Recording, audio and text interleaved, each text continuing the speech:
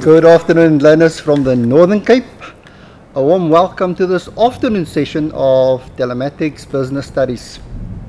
We are really glad that you've joined us this afternoon, and because it's a Sunday afternoon, we've prepared a special meal for you. But more about the meal later on. You will recall that in session 1 and session 2, if you could just go to the slideshow. Session 1, we looked at identification of the challenges and the development of strategies. In session 2, we looked at long-term strategies. This afternoon, however, in session 3, we are going to look at strategic management tools.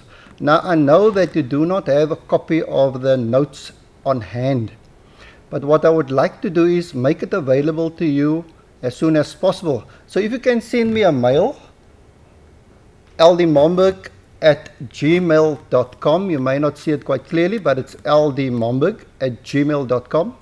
I will certainly forward the PowerPoint presentation of session 1, 2, and session 3 to you this afternoon.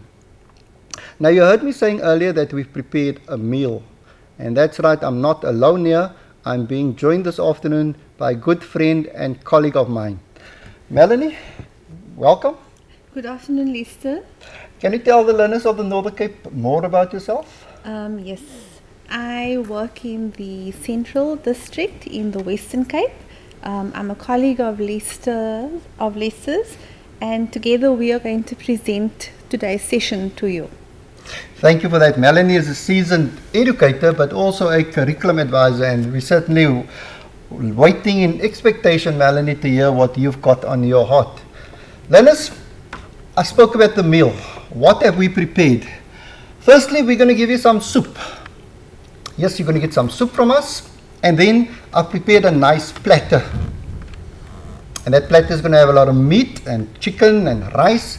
And then Melanie is going to give you some pudding. And finally, we're going to wash it down with some beer. And it's going to be ginger beer. So, what is the soup all about? The soup will be the SWOT analysis that Melanie is going to talk about. My platter will be Porter's 5-force model. The pudding Melanie is going to serve will be PESTLE, and then the beer will be the Balanced Scorecard. So, without wasting any time, Melanie, can you start with the starter, the soup? All right, and so learners, what is the purpose of the SWOT analysis?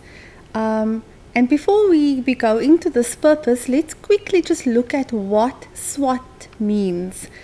And basically, it's an acronym, and we will use this acronym to address the micro-environmental challenges. We are going to look at the strengths, weaknesses, opportunities, and threats a business could face. And this is a very useful tool to use to set goals and to do strategic planning.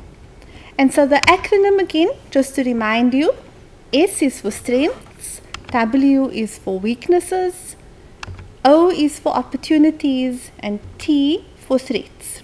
And so you would use this tool to analyze your business. And so let's just look at the details here.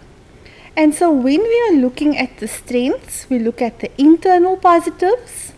And this is essentially the section that the business is very good at. And how do we identify this? We look at the skills and the expertise of the employees and the management teams of the business, what resources the business has, and we also look at the competitive advantages of the business. In other words, what does this business do that gives it the advantage over its competitors or rivals? And so when we look at the W for weaknesses, immediately you should be thinking of the internal negatives that could be facing this business. What are the disadvantages that is occurring? Possibly a lack of skills in some of the employees or some of the management members. Maybe there's not enough funding, and quite possibly the business is situated in a very poor location. In terms of opportunities, let's just look at the external positives. In other words, what is presented to the business that can improve or help it to achieve its goals. And so, possibly new technology could achieve goals better. Maybe there are unexploited markets. In other words, there are markets that haven't been explored before, and the business can therefore go and do that. Maybe higher consumer spending will have an impact in creating opportunities for the business, or increased income of customers.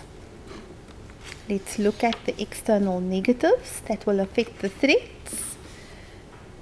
These are factors which will negatively impact on the business, and these are factors such as violence, unrest, HIV and AIDS, labor actions like strikes, protests, crime, maybe theft, and poverty.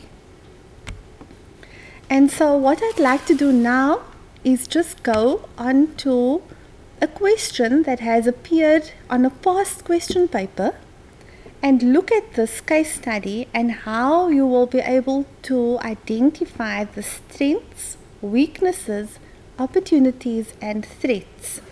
And so I'm going to read this case study to you, and whilst I'm reading, maybe we should just look at the question first. You must assist Lawrence Mfundo to compile a SWOT analysis of Tiny Tots Toy Factory. Now remember, SWOT is the acronym for strengths, weaknesses, opportunities and threats. And so while I'm reading, you can start writing down on your papers along. Lawrence Mfundo is the general manager of a factory that manufactures a variety of good quality toys. It is situated in the Eastern Cape. Their toys are successfully marketed locally as well as globally. The factory uses modern machinery and equipment in the production process. The factory has a relatively small human resources department with no counseling and support services for workers. Lawrence Mfundo read about the problem of HIV and AIDS and unemployment in the local community in the local newspaper. The article stated that approximately 30% of the people in the local community are probably HIV positive. More than 40% are unemployed and crime is on the increase. And so going back to the question, you must assist Lawrence Mfundo to compile a SWOT analysis of Tiny Tots Toy Factory. By this time, you should at least have been able to pick up one strength, one weakness, one opportunity, and one threat. And so, let's look at the answers quickly. A strength would be the fact that successful marketing is taking place locally and internationally. Also, the factory is using modern machinery and equipment. Weaknesses would be they have a small human resource department and there is no support services or counseling available for the employees. Opportunities to this business is that they can train unskilled workers and they can workshop employees about HIV/AIDS awareness. Threats to this business is that they are losing skilled workers because of HIV and AIDS in the community, and the fact that crime is escalating or on the increase as a result of unemployment. And so just before I hand over to Leicester again, I would like to just, if we can look at the whiteboard, show you that there are two ways to answer this question. Either in the table form as on the slide show, or you can, on the whiteboard, in your answer script, just write strengths. So you will write the heading strengths, and then you will write your answers. Then you could write the heading weaknesses and your answers. You could then write opportunities and all of your answers, however many you find in the case study, and threats and your answers. So irrespective of whether you use this method or going back to the slideshow, the tabular method, you will still be given the marks when you answer the question using either of these methods. Leicester, over to you. Melanie, Melanie, thank you very much for that. Indeed, you've made it easier for the learners to understand the concept of the SWOT analysis and how to compile one, which is extremely important. So thank you very, very much for that. Okay. Learners, we are going to continue with our meal. We're going to see what is on the platter of food. And if we can go to the slide, we'll see that we're doing Porter's 5 forces model. Now, as it indicates, the name indicates, there are 5 forces. And it was developed by a guy, Melanie, you can look at the slideshow, developed by a guy, Michael Porter. And it's very nice just to put a face to the name. Now, the 5 force model is also known as Porter's competition model. Right, now that you know that, let's see quickly what are the 5 forces that Porter introduced. Firstly, Porter's 5 is a strategic management tool. I want you to take special notice of the words that are underlined. These are the key words that you need to remember, and if you can build a sentence around these keywords, then you will have understanding of Porter's 5. So firstly, it is a strategic management tool. Secondly, Porter's 5 can inform the business about trends that are happening in the industry. And then thirdly, using Porter's 5, it can influence the profitability of a particular business.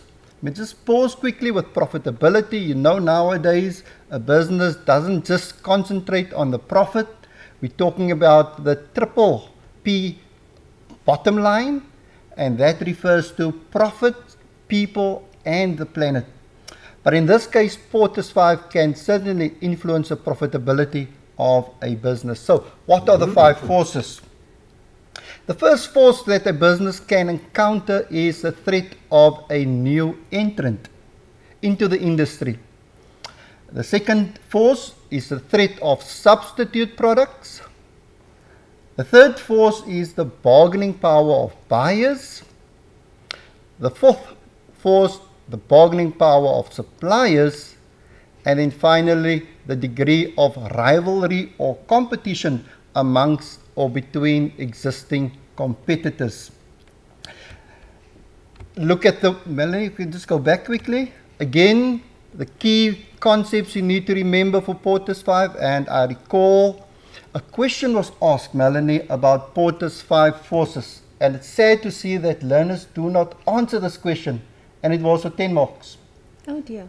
So they're actually giving away marks, but you can only get it if you remember the 5 forces. So just look at the key concepts that are underlined. Firstly, new entrants. Secondly, substitutes. What about substitutes? The threat that they pose to the business. Buyers. What about buyers? Their bargaining power. Suppliers. What about them? Also their bargaining power. And then rivalry, the degree or the level of rivalry amongst different competitors. Okay. Right, so if we look at a particular business, look at the next slide. If we've got a business, Pick n Pay. Pick n Pay can use Porter's 5 to use Porter's 5 as a strategic management tool. And we can look at the new entrants that Pick n Pay could be facing. Could possibly be Tesco, that is one of the biggest retailers in Britain. If we look at substitute products that Pick n Pay is offering a certain product of a certain company, and now a substitute product is being introduced, and that product is being sold by another retailer. And so Pick n Pay need to look at what can we do to counter that effect of that. Then the buyers, what are their bargaining power? the suppliers, what are their bargaining power, and finally rivalry. And we're going to look at each one of them individually. Right, so let's just look at Pick n Pay quickly, the history. It's one of Africa's largest retailers of food, general merchandise, and also clothing. They've got about 775 stores, and it employs about 42,000 people with an annual turnover of 53.3 billion rand. So you can see it's quite a big company, and certainly having a strategic tool that they can use to advance the objectives of the company, it's important. And so certainly Pick n Pay can use Porter's 5. Right, let's look at the first force, the intensity of rivalry. Who are the rivals of Pick n Pay? The first one you'll see is Spar, and I'm sure you know that. Another rival could be Shoprite Checkers, a double barrel rival, both from Shoprite and from Checkers. Then Woolworths is another rival, and then we've also got Game. Recently they started selling food stuff and clothing also. So in terms of rivalry, competition, I think you'll agree that the less intense the rivalry in the industry, the more attractive the business. When is rivalry less intense? It's less intense when there are not many equally sized competitors. Now in Pick n Pay's case, it's not always the case because they are in an industry where there are a few equally sized competitors. If you, for example, look at Shoprite Checkers, remember earlier I said Pick n Pay, the annual turnover was 55 billion. But Shoprite Checkers, their annual turnover is 85 billion. And so you can see they are equally sized and they're competing for the same customers. Then also businesses of equivalent size and powers are constantly competing for customers, and you'll see that in the weekly newspapers, Pick n Pay advertising, Shoprite Checkers advertising, Game advertising, all simultaneously wanting to attract the same customer. Rivalry is also intense when there is a big degree of product differentiation between competitors. Switching for a customer becomes easier when products are the same but the price differs. And so certainly Pick n Pay will have to look at the rivals when they determine whether their profitability can be sustained. Absolutely, Leicester. If we look at the next one, barriers of new entrants in the retail industry. The barriers doesn't mean you cannot enter, but as you can see from that image and that graphic, there's a small gap open for a business to enter, but it can't enter wholly or completely because certain obstacles are put in front of the business. Now, what are these possible obstacles? Firstly, economies of scale. Certain businesses can produce products at a lower unit cost and in large volumes, and so they can charge less for the product and make it difficult for a new entrant or new business to enter the industry. Brand identification, we all know when we see the Pick n Pay logo, that is Pick n Pay. For a new entrant, it's going to take time before they establish what we call the loyalty and the customers being drawn to the business because of their loyalty to that business and because obviously they know the quality of the product, the quality of the service they get from a particular business. Another barrier could be expected retaliation. What happens there is a new entrant comes into the industry, they sell their product at a certain price, and those established businesses, all they do is they lower their prices. And you know the saying, better the devil you know than the devil you don't know. And so we go to those businesses and we buy from the established one. Capital requirements.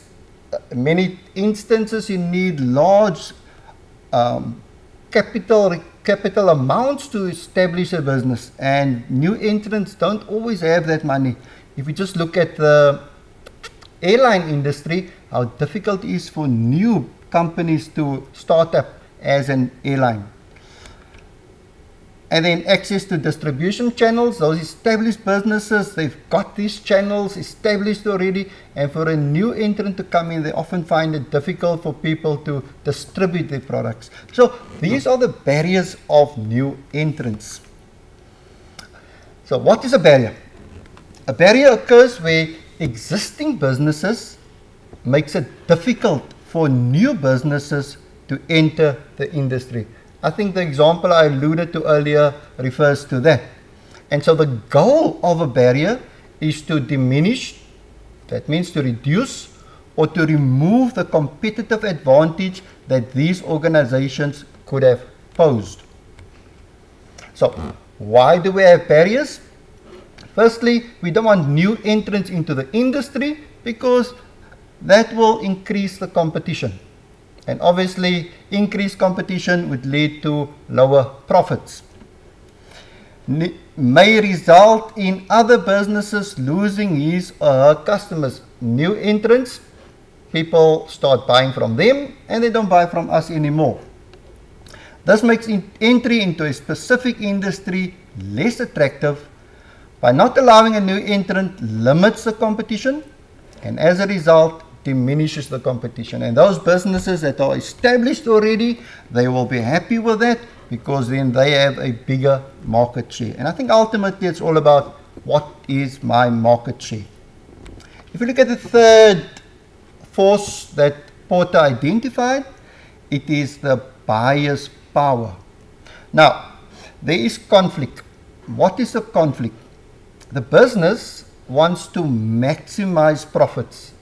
So they want to sell products at the highest possible price so that their profits can be high. However, the buyers, they want to buy products at the lowest price. So you can see these two positions are in conflict with one another. So the key question that needs to be answered is, do the buyers have the power to drive prices down? And let's see quickly. Buyers indeed do have the power to drive prices down. A few powerful buyers can dictate terms to your business. So they can determine that if we want to buy bigger quantities, we want it at a lower price. If we buy big quantities, we're not going to pay within 10 days, we're going to pay within 3 months. So they can determine the terms. Secondly, we indicated, Melanie, if you can just go up. They can negotiate easier, drive prices down, or negotiate terms. I refer to that. And we buyers buy in bulk or big quantities, they can dictate the prices. And so certainly if they dictate, it affects our profit margin. Next one. The fourth force that Michael Porter identified is the power of suppliers. Now what are suppliers? Which you will recall, they are organizations that supply raw materials, equipment, machinery, and associated services. And how do they use their power? Suppliers can increase their prices. Now, obviously, that will affect the business because if we must pay more for the product that we buy, it simply means that if we don't increase our prices, we're going to make less profit. However, if we do increase our prices, the danger exists that our customers could go buy somewhere else. And so we need to take that into consideration. A second way how the suppliers can use their power is by reducing the quality of their products. Okay, so they're going to sell it at the same price, but the quality of the products are lower. And certainly we would not want to buy those products because it's going to come back to us. If our customers are not satisfied with the product, they will buy somewhere else. The next one, Melanie. So when do the suppliers have power? They have power when a few big businesses dominate supply and we are forced to buy from them. Secondly, the less suppliers there are, the higher the power they have to drive prices upwards. It's because we do not have an alternative, we've got to buy from them. And also when there's no satisfactory substitute products available. The more unique the products, the more control suppliers have over your business. And these are all factors that you've got to take into consideration when you look at the strategic planning of your business. And then finally, a business have got to deal with the threat of substitutes. You know, a substitute is one product that you can use instead of another product.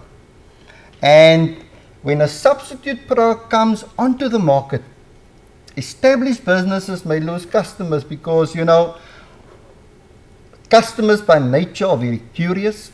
They like to try out new products. I think, Melody, I prefer, for example, butter, and you may prefer margarine. Yes, but the new Burger King, I'm not sure if you bought any burgers lately from Burger King. Those people who don't know, in the Northern Cape, Burger King just opened up a branch here in Cape Town. Yes, they did. And the people at Steers are not happy because Burger King has got such long queues of people queuing to buy burgers, just out of curiosity. Yes. And so substitute products are always a threat to your business. A new substitute product, often when they bring a product into the market, they sell it at a lower price. The substitute product may be of a higher quality. The company offering the substitute product might offer better after-sales services. And I know one of the catchphrases or the way Burger King attracts customers is that you've got bottomless coffee or cool drink or juice. Now, I'm not sure whether any of the others offer that. No, not to my knowledge, Leicester. And then their products may also be environmental friendly products. And so people, if substitute products come onto the market, it's always a threat for our business. Melanie, can you just go to the next one? So, how do we conclude Porter's 5? I think Porter's 5 is an extremely important strategic management tool that you must remember that, because the forces can determine why some industries are more attractive than others, and the forces can also determine why some businesses are more profitable than others. Melanie, if you could just briefly conclude quickly. That's just a summary of Porter's 5. Whenever you've got an essay that you need to write on Porter's 5, just remember the 3 introductory sentences. Your body will consist of the 5 forces, and when you conclude with a sentence that you've not repeated in your body. Learners, I trust that you've enjoyed the platter that has been presented to you. And now we are going to have some pudding, some pestle. I know about Nestle, but never pestle. Let's have some pestle pudding. Okay, learners. And so just to quickly sum up, going to the whiteboard, we've looked at the SWOT analysis for today. And we've said that that's mostly a tool that you can use in the micro, or to analyze the micro business environment. And Leicester has looked at the Porter's 5 model. And that's a tool that can be used mainly to analyze your market environment. And so now going to the slideshow, we're going to look at the PESTLE analysis, because this tool is very useful to help business analyze the macro environmental factors. And so you know that in the macro business environment, the business has no control over certain environmental factors, and so this tool helps the business to identify opportunities and threats. It can also give the business the opportunity to establish their advantage and put solutions or strategies in place to deal with these threats. It's always good for a business to first establish what the threats are, or what are the factors that are creating the challenges. And so let's look at this. And so again, we have an acronym, and if you look here, P for political factors, E for economic factors, S for social factors, which will also include cultural factors, T for technological factors, L for legal factors or legislative factors, and E for environmental factors. And so that makes up the acronym PESTLE. And so going back to the slide, when we look at the political factors, what kinds of political factors would we be looking for? We're looking at government policies that will affect a business, changes in the ruling government, BEE policy, affirmative action, how it will affect the business, trade unions and their actions, policies that may affect the business, and trade restrictions.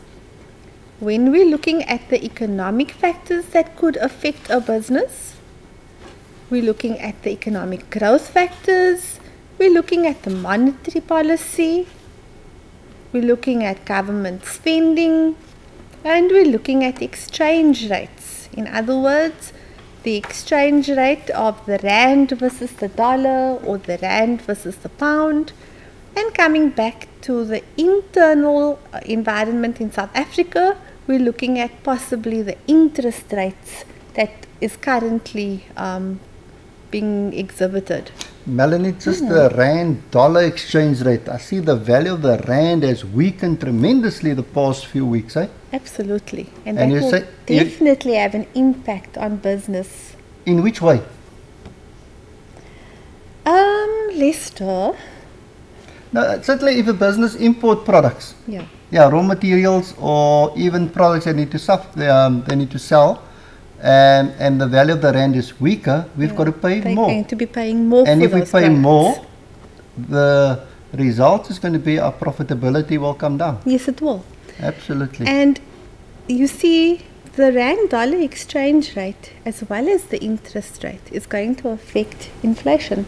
Absolutely. And inflation, we know, Anton Rupert once called it public enemy number one. And inflation, you know, drives up the prices of goods and services. It does indeed. And so those are the factors that businesses need to consider in terms of the economic environmental factors. And so the social factors that we have to consider is the diversity of the consumers, and that will include what they like, their trends, their spending habits, what they like and dislike, their preferences, the education of the consumers, their skills.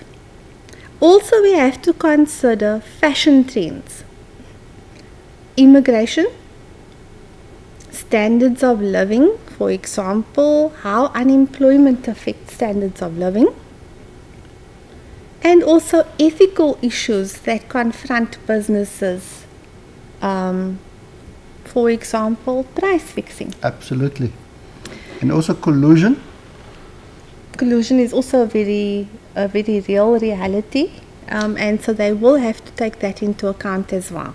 Melanie, just the diversity of consumers. I think South Africa is very unique in that instance, eh? Yeah, we are unique, Leicester. Our consumers are influenced by different trends, and because of globalization, we have access to all of these trends, especially since South Africa is now going into winter and other countries may be going into summer. Absolutely, yes.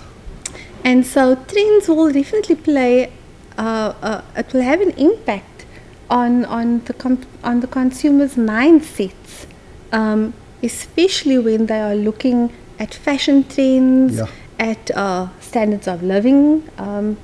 Many of us, and just going back into this whole interest rate and exchange rate thing, many consumers are in a position where they may not be able to afford certain luxuries as a result of the interest rate.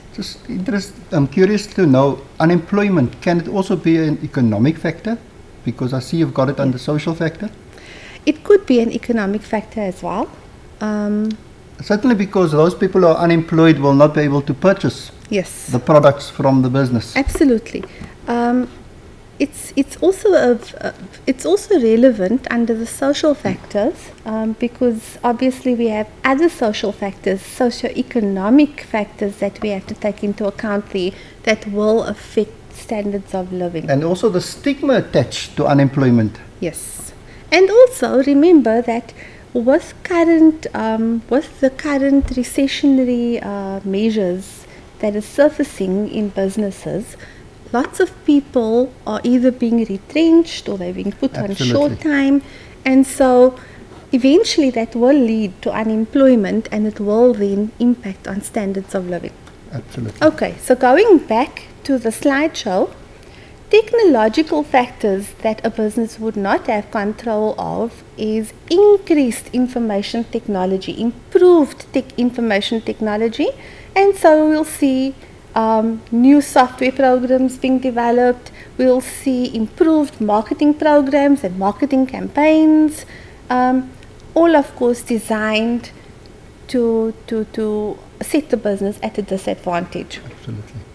Also, you know, learners, computers and cell phones are ever improving. We've just now seen the recent launch of the Galaxy S4. Wow, what happened to the S3? Still around. Still around. Yeah, and we still have Blackberries. We've also seen the launch of the Z10, I think it is. That's correct, yeah. And so all of these factors will have an impact on business. Then in terms of current legislation, we're referring to all the laws that could possibly affect the business, not just in the procedures, but we're thinking specifically of all the laws that the business would have no control over. Yeah. And then finally the E in our PESTLE, meaning for environmental factors, we're looking at, or factors that you could consider would be those of local, national and international environments, pollution and recycling, and possibly there one can even think about go green programs. Then international trade, and also the language of foreign tourists. And so you see, learners, that's quite a mouthful and quite a lot for you to look for and to remember. And so in the same way as we have alluded to the acronym PESTLE here, it would be very interesting to just assist you in remembering these factors so that when you work out questions, you actually have a way of remembering what to look for. You could possibly use the first letter of each of these factors and make up a sentence or an acronym that could help you to remember. And you could do exactly the same for the economic factors or challenges, the social challenges, technological challenges, legal challenges and environmental challenges. Oh, Melanie, that's a useful tip. I think it's always important to take it from your short-term memory and put it in your long-term memory. I think that's where it belongs. Yeah, it's all about knowing how to remember it. Absolutely. And also just to make it easier to learn for the exams. And okay, and so learners, let us quickly do a 60 seconds consolidation. And so we spoke about the acronym PESTLE and what it stands for, and now let's see if you can do this quickly. And so the challenges are in column A and the environments are in column B, and you need to match these challenges to these environments. And so I'm sure you've had a good look at it. Modern technology keeps changing rapidly. What could that be? Businesses have to become more involved in housing, health and education. What could that be? Pollution, high inflation rates, interest rates and increase in petrol prices. Eliminate unfair discrimination on age, race, gender and disability. And let's see if you got all the answers. And so, the first one, modern technology, that was your clue to give you the answer of the technological environment. Businesses have to become involved in housing, health and education. So there's your clue to link it to the social environment. Pollution, straightforward clue, links it to the physical environment. And of course, economic environment is the answer to the next question, and the clues being inflation rates, interest rates and petrol prices.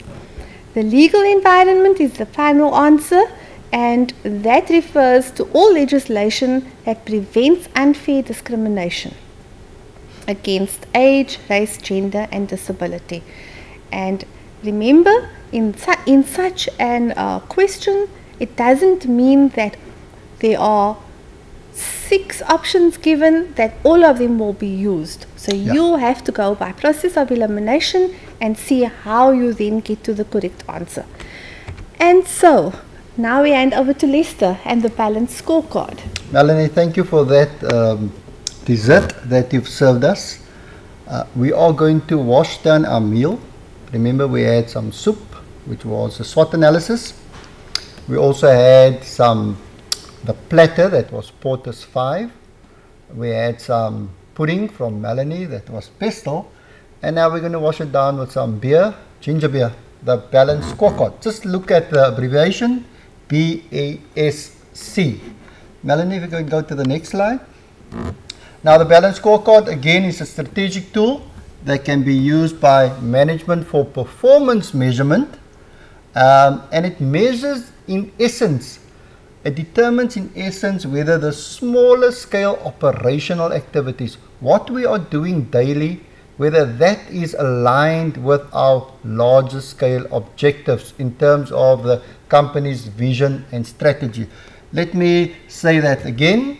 Your balanced scorecard determines or it measures whether the smaller scale operational activities are in sync with the larger scale objectives in terms of the business vision and strategy. So maybe it can be illustrated. The smaller scale operations, Melanie, on the left hand side must be aligned with the larger scale objectives. So the smaller scale operational activities must be aligned with the larger scale objectives. Now, what could be possible smaller scale operational activities? It could be the daily operational activities within the business. It could be the marketing, and also it could be the developmental inputs. And that must be aligned with what is our financial outcomes or our financial objectives.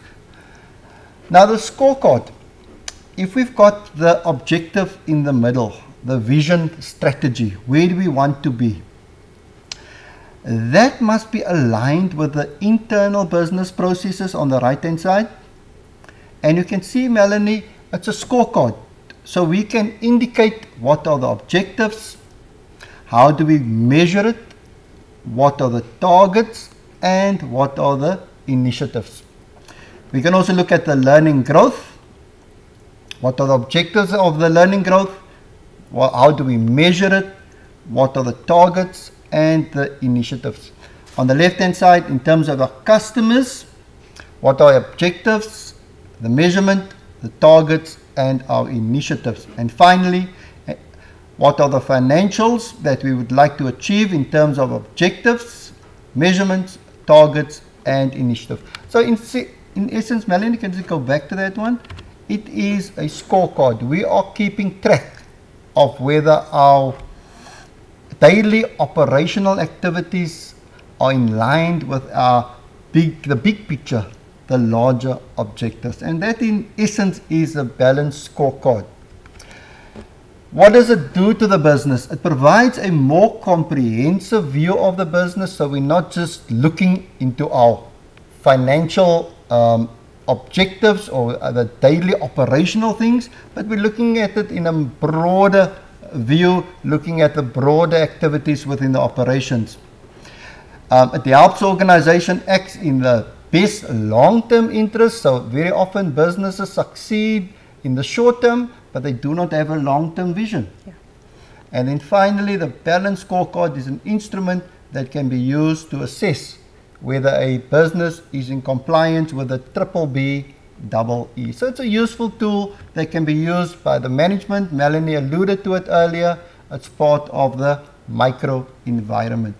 What are the balanced scorecard has got basically 4 perspectives. We look at objectives of management. We look at what are the targets that are being set. How do we measure performance? And then finally, what are the initiatives linked to the business objectives? Melanie, we're going to go to the next slide. What is the purpose of the BSC? It shows where there's been improvement in the operations of the business. It links the budgets of the business to its strategies. It aligns our operational activities with the goals of the business. And finally, it simplifies the way in which we can measure whether the business has been successful or not. Learners, that concludes, and it also improves internal and external communication. It gives us a nice overview to both the people inside the business and outside the business, what is happening within our business, and if we are achieving what we set out to achieve. Learners, that concludes the meal that we've prepared for you today. I trust that you've satisfied your gastronomical needs and that you've enjoyed this session. Melanie, it was indeed good to have you. Thank you for sharing that valuable information for us, and thank you for unpacking the SWOT analysis and also PESTLE. Thank you, Leicester. It was a pleasure to be here, and I look forward to the next session with you and the learners. Thank you very much, learners. That concludes this session. I want to thank you for sharing the session with us. I trust that you've learned from it and that you'll enjoy the rest of the afternoon. When we see you again, we will look at legislation and the impact of legislation on the business. Just a reminder that if you want a copy of the PowerPoint presentation of session 1, 2 and 3, you can email me. Melanie, maybe you can just write down that email address. You'll see it on the screen. ldmomberg@gmail.com. And then finally, I wish you well with the examinations, the studying for your June exams, and I trust that you're going to be successful with all your plans. Thank you very much and enjoy the rest of the afternoon.